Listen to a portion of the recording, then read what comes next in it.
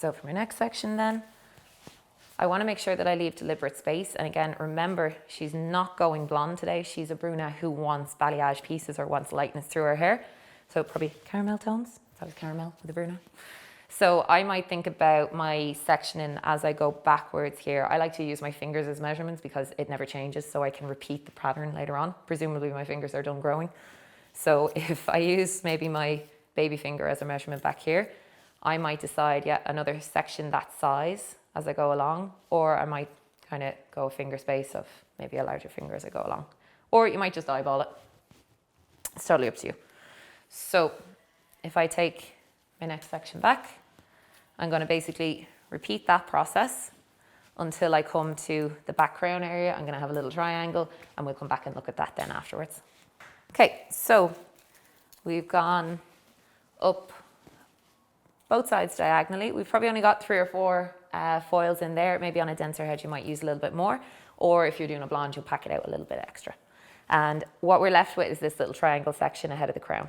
So you can continue to work into that space if you want, but eventually you're going to run into this triangle that is almost too small for a packet.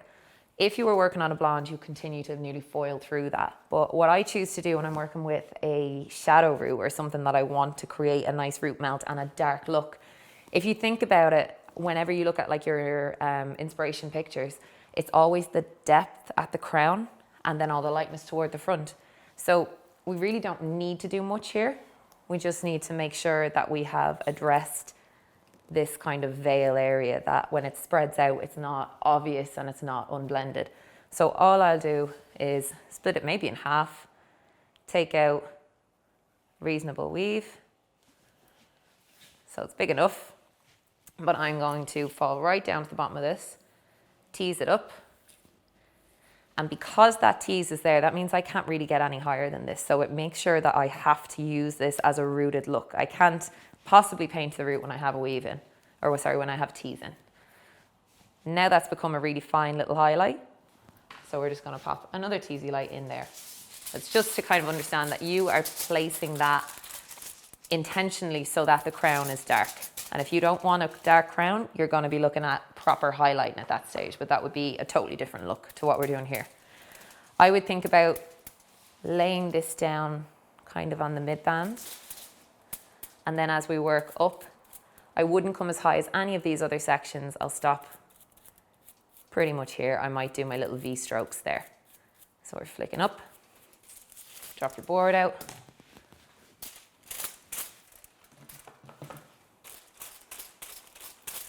And really saturate that section.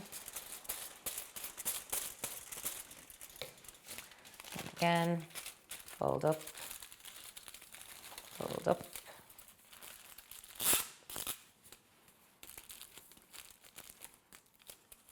Crease across. Then you can take this next section and have a little look, and you can even spread it out and decide whether you want to leave that as a little veil. Because if we fan these areas out, that little bit of brunette is not going to disturb us in any way. It's not going to take from the look. So we can actually leave that there if we want. So again, saves us loads of work.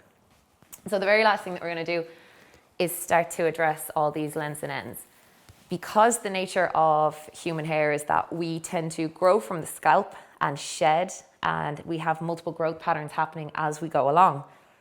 If you look at any haircuts or anybody whose hair you do, what you'll find is all the hair is on their scalp, and it grows out and starts to become short at different lengths. And that might be because we've layered the cut or because there's natural shed and natural fallout going on. So everybody's hair naturally tapers towards the end. So by taper, I mean it's thicker at the top, thinner to the bottom.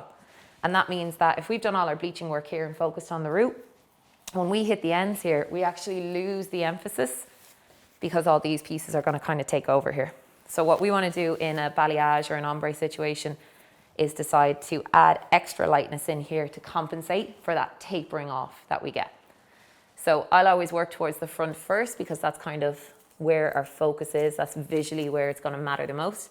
And if you're on a crunch for time, that's definitely the area that you want to work towards.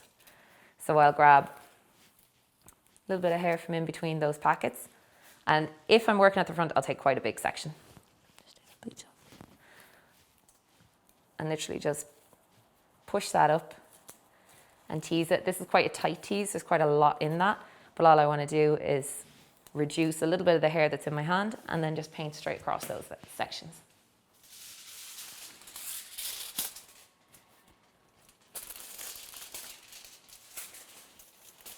So you can do this nearly quickly in your hands, or you can keep popping the board under. It really depends on how much control you have.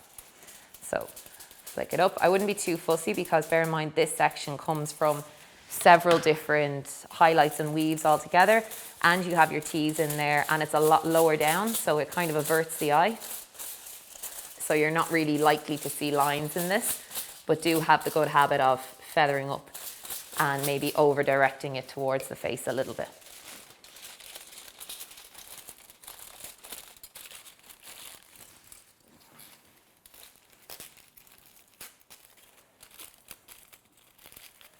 So flip to the opposite side. I'll generally work symmetrically when it comes to the front, just to make sure that we're processing everything at the same time and that we have balance. So I'll go left to right, left to right, left to right when it comes to this section. This is your finishing touch. You're pretty much done with your bleach application after this.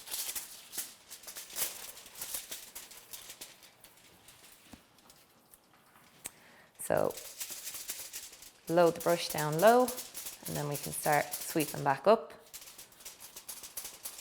Take the board out. That's a good test to your saturation, that if the foil is still sticking, you know you have a nice bit of bleach on it. And make sure you are pushing the bristles of that brush through the hair to make sure that when you open up that foil, there's no hair that's still dry or untouched inside that foil unless it's up in your blended area.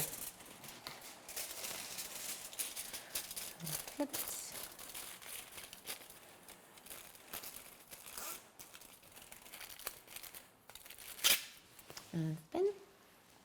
So I have a little area here that's actually still sitting in the front on her shoulders. So actually, you might just tip your head down for me. So if I have a look and see what naturally falls forward. So if you actually use that trick, getting her to drop her head. So lift up again. So that's given me maybe 2 more sections that might pop up in her face frame. So I might just pre-lighten these. And pop a bit of pre-lightener there. So I'm just going to back comb it up, so I know that's the section I'm going to use. If I spin you around to the back. So we want to retain all the dimension that's in these areas, so I'm not concerned about getting bleach onto any of this. This is my low light, it's going to shatter the look. Tip your head down. So what I'm concerned with is what's sitting kind of heavy on her back. So if we go down into this bottom section, I like to see quite a bit of blonde right on that bottom layer. And the idea is that this is all grown out. This is several sunny holidays later where we've gotten all this sun-kissed lightning. So I'll take that section back home. I might leave this bit in between to break it up. And I'll grab, say, another little bit that's sitting on her shoulders. So those 2 will go inside foils for me. And I'll have a little look at this. This is an awfully thick section, so how about we drop a couple of random strands of brunette there. So leave all of that down to break it up a little bit more. And I'll just grab this and back home.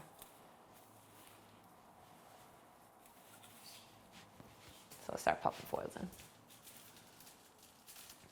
That's a handy one if you are working with maybe an assistant or something, that if you want to dictate where the placement goes, if you run in and do the back combing at this section, you can nearly be ready to move on to another client, and you can let an assistant come back and maybe just do all these bits, just top up all those pre-lighteners, but you just need to set the sectioning up for them. So just in case you're behind on a client, you need to ditch and run, just do the back combing really quick and then you can leg it.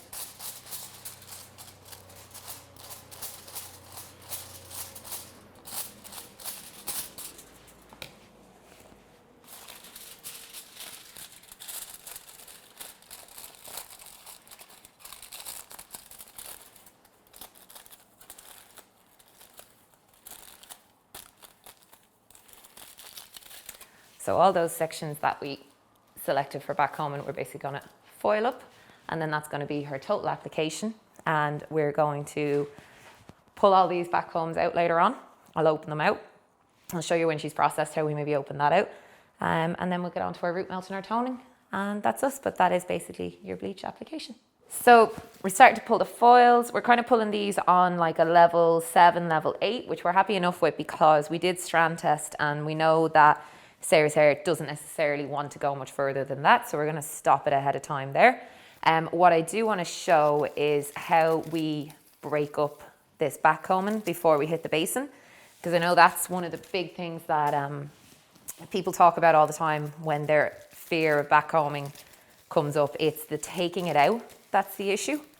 So when I pull all these foils and before I send her to the basin, what I'm going to do is pick up some of this back combing while it's dry. So before we hit water, and because the back combing went in on a push up, what I want to do is open it out and break it kind of sideways.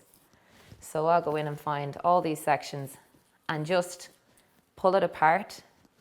And you see it's almost already starting to fall down there. And that's just enough to mean that we don't have this big bird's nest to kind of pull away afterwards. The other things that can make that difficult are if you are dealing with hair that has a lot of product buildup or poor water. If there's a buildup on the hair, what we actually did today was we pre-treated Sarah's hair. So we put your Semolino detoxifying mud mask on first. So we just stuck her into the dryer for about 20 minutes with that. That lifts everything off. So now I know that when the water hits her hair, it's not going to cling together the way it does if there's like a mineral or a product buildup. And that means I'm not afraid to back comb. So we're going to take all this out. We're going to rinse out. We're going to come back to do the root melt, and that'll be us then, okay? Okay, so we're back. We're all rinsed. We're going to go at our root melt now. So you can see we kind of got on a level 8, level 7, very strong yellow undertone, and in places we have a bit of a coppery undertone. So our toner formulas then have to compensate for that. I think if you're expecting pale yellow when it comes to a brunette, you're kind of setting yourself up for disappointment. Be aware that you have to run into the undertone that comes with that hair, and that will always on a brunette be red, red-orange, orange, and then you will eventually run into yellow if the hair can take that level of lightening. So this is where I'm expecting to need ashy toners if I want to neutralize, or maybe beigey kind of toners if I want to soften, or you can always just go enhance it and create coppers and reds and different things like that. But today we are going with kind of ash violet mixes. So on the root, we are going to use half 6 in colorware, half 712. For my money piece and midband, I have our 812. And then towards the end, I have a mix of 812 and 921. There's a possibility that that 921 might be reaching a little bit, but I kind of don't mind if this pushes through just a little bit on the golden side, because it'll be nice, it'll be caramelly. So I'm kind of setting this toner up to be on the bright side. And if it misses its mark, as long as it misses it well and it's still pretty, I kind of don't mind if that toner is kind of a little bit less than neutralizing. So I'm going in first on my lengths and ends with my brightest formula. If I had grey coverage to do, I might reverse this and I might put my deeper formula on first. So I might go to the root if I was trying to cover any grey. I have sectioned out the money piece and the face frame section so that they get the most time, the most attention, and the most chance to neutralize. So we're keeping them back. I'm staying off this section. I'm going to return to this with my 812 in a sec. But right now, this is the 921 and 812 formula. The ends mixes, so the 812 and the 912 or the 921 formulas are both mixed with 10 vol, 2:1. And on my root to make up time, I have mixed half 6, half 712 with 5 vol, and that is a 1:1 mixing ratio, so that's equal parts. That just means I'm going to get